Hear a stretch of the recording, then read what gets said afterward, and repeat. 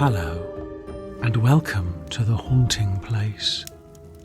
Tonight we gaze into the ghostly flame to reflect upon the little moments that haunt us, the keepsakes on the mantle and locked away in our hearts, the emotions that linger like some tucked away spectre, always ready to materialise when we have forgotten they ever existed. The haunting of those we have loved and lost is not one of phantoms that stalk in the night, but more how we can never truly let them go from our memories and heart. How their faces are less the wraith-like apparition from the darkness, and more the face we see in the mirror as we age.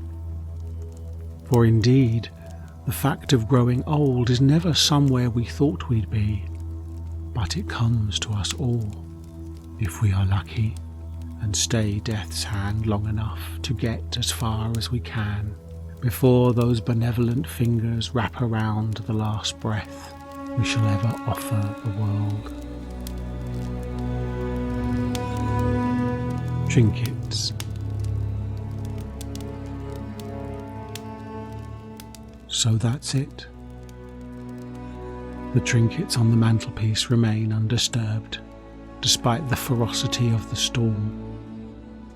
The dust hangs silently, glimmering in the air, captivated by sunlight that has travelled such abstract distances to be here at this precise time, in this exact moment.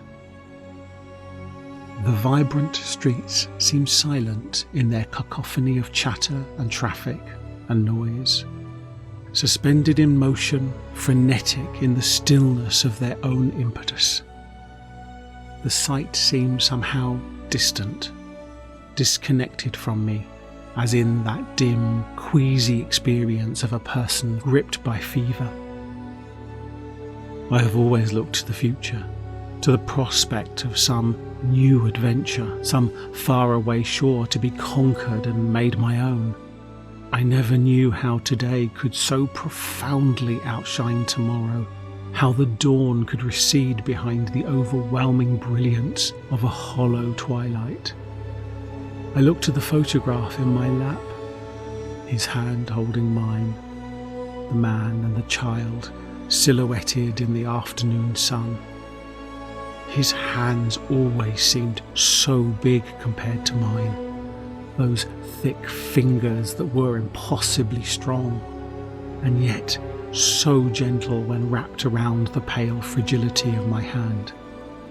Those giant hands that kept me safe and held me near and stole my freedom to run, no matter how much I wanted to let go and fly away into the future and the shine of a blinding tomorrow. Even as an adult with hands that mirror his, my own fingers still seem small and weak compared to my recollection of his, now taller than he ever was, and yet I still feel the urge to lift my arm to meet his extended palm and the safety it promised. The memory fragments of that day betray a time that seems so unfamiliar now, yet pounds in the very core of all I am. This photo, a fleeting glimpse of what was, a grainy, squinting simulacra that captured a moment of no consequence, in a day like any other, yet possesses a consequence far beyond the profundity of what the colours and form insinuate. For that day, and those like it, synaptic shards of memory, this photograph and its fallen companions, they all represent the loss of one so dear to me, so loved.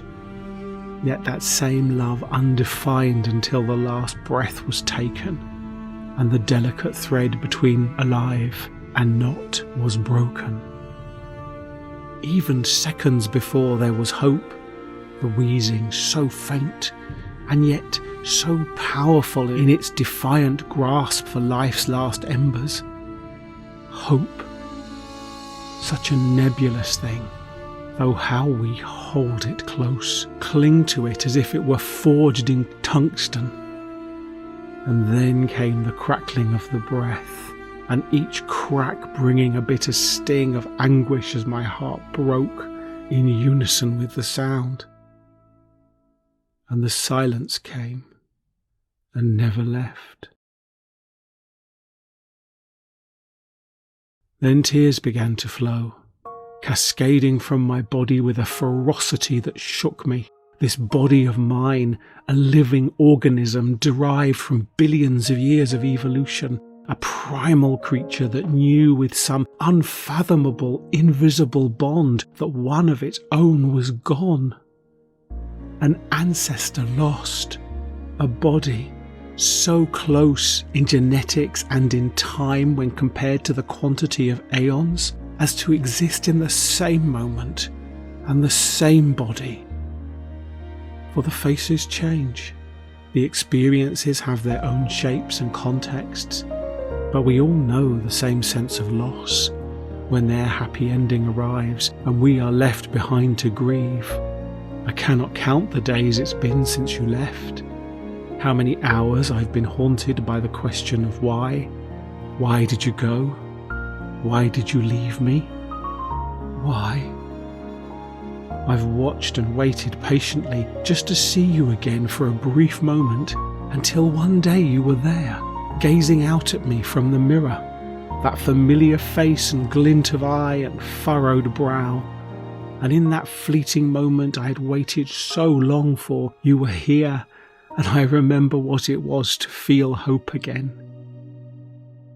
But then you were gone, and the acrimonious void returned, for the face I mistook for yours was my own, and now I am the old man, silhouetted against the brilliance of a world so cold in stone and so young in outlook. And whilst my hand reaches out to the little hands of those who know nothing of grief and the loss of hope, they do not reach for me. Too occupied in their search for freedom, their desire for flight towards a sunset and the promise of tomorrow. For it is not until my last breath fades and crackles and I am at last defined in my entirety, they will seek and listen and reach for me. Though all that will remain is my epitaph, my words, my photographs. And in a moment of no consequence, on a day like any other, but nevertheless a day that possesses a consequence far beyond the profundity of what the colours and form insinuate, I too find my body failing and fading. The wheezing of breath sounds to me as an echo of you, and the crackling begins. Is this some idyllic dream? A poignant reminiscence of what was once upon a time? I ponder the unfamiliar sensations of an organism I have only ever known as living, as it slowly and peacefully winds down. A clock drawing out the space between ticks, longer and longer, until the length extends into a future that will never come. A body that does what it was always going to do on a day like today. I wonder why I am examining my own reflection, why the mirror has been placed before me, and why it seems different. Your voice answers all my questions with a simple phrase. It is time to rest, little one. And all at once the pain and hardship has gone. The silence is no longer of noise and movement, but of tranquility. Your smile reminds me of the hope I lost so long ago. Now we meet again, two men standing together with but a blink of a lifetime between us. You hold out your hand to take mine, and they are the same. That's not right, I protest, trying to furrow a brow that remains still and cold. Lay down your worries and concerns, you say with that voice I have not heard for so long, too long. For this is your story's end, and you need them no longer. And so that is it. I carefully place my worries and concerns as trinkets on the mantelpiece, mementos of life's storms and the happy ending I leave behind. I lift my arm without any hesitation or desire for my hand to be anywhere else than in your palm. In the very instant we touch, we are silhouetted once more in the light, and we begin to fly.